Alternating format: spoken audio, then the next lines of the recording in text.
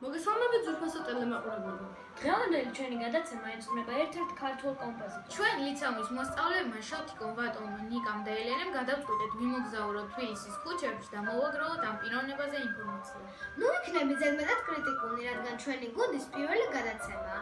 დარწმუნებული ვარ, ბევრ საინტერესო ინფორმაციას მოგაგზავნეთ. სათხარ ბავშვები, დიახ. ამაში ოდგეცაფის.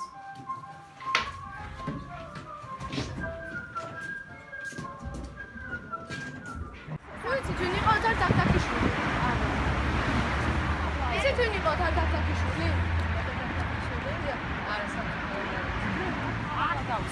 Uite, tu n'es pas en train de t'afficher. Otar tak-takishvili. Ar bitsevidi otar tak-takishvili. Uite, tu n'es pas en train de t'afficher. Uite, tu n'es pas en train de t'afficher.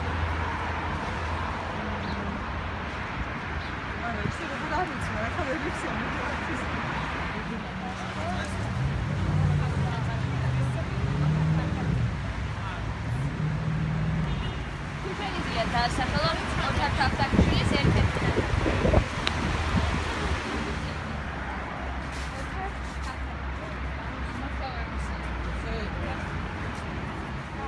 შეგიძლია დაასახელოთ ოთარ თახტაკიშვილის ერთ-ერთი ეს საკუთარი არა, სკოლაში გვაქვს უბრალოდ კონკურსი და ვაკეთებ.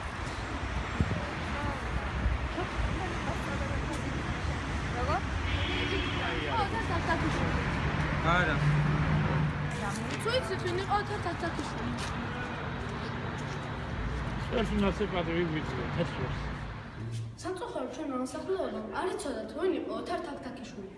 კომპოზიტორი, დირიჟორი, პედაგოგი ოთარ ვასილიძე თახტაკიშვილი დაიბადა 1924 წლის 27 ივლისს. კომპოზიტორმა 8 წლის ასაკში დაიწყო მეცადინეობა მუსიკაში, მაგრამ უსახსრობის გამო მალევე შეწყვიტა და მხოლოდ რამოდენიმე წლის შემდეგ შეეძლო განმეორდა ფორტეპიანოზე მეცადინეობა. ამაზე დიდი ზეგავლენა მისმა ორმა ბიძამ მოახდინა ცნობილმა მუსიკოსებმა, შალვა და გიორგი თახტაკიშვილებმა. კომპოზიტორს სამხედრო სამსახურში არ მიუტოვებია კონსერვატორია, მაგრამ საბოლოოდ უდროობის გამო მან მაინც თქვა უარი პიანისტობაზე. წარმატებულად სწავლისათვის მან მიიღო და მას დაენიშნა პერსონალური სტიპენდია.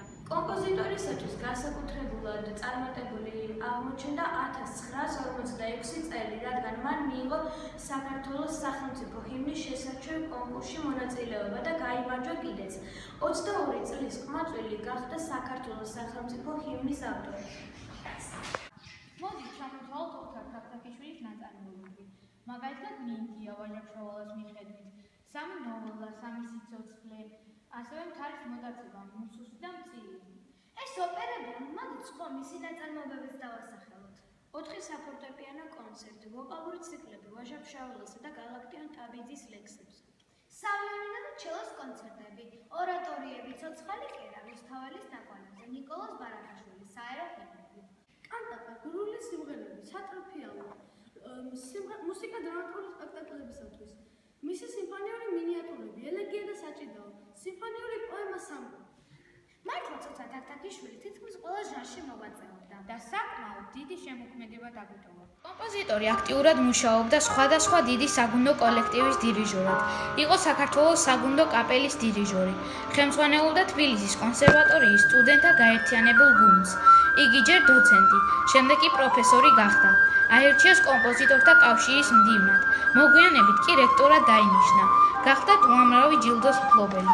მინდია ოთარ თახტაკიშვილის ოპერაა, რომელიც პირველად 1960 წელს დაიდგა თბილისში.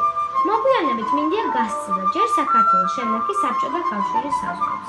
ზაქარია ფალიაშვილის ოპერების შემდეგ მინდია პირველი ქართული ოპერა იყო, რომლის მუსიკა ხალხსაც დაამახსოვრდა.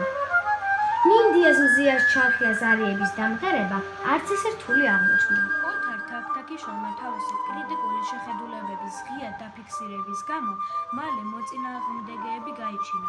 ხელოვანები ორ ბანაკად გაიყვნენ და დაპირისპირებაც არ ჩამცხრდა.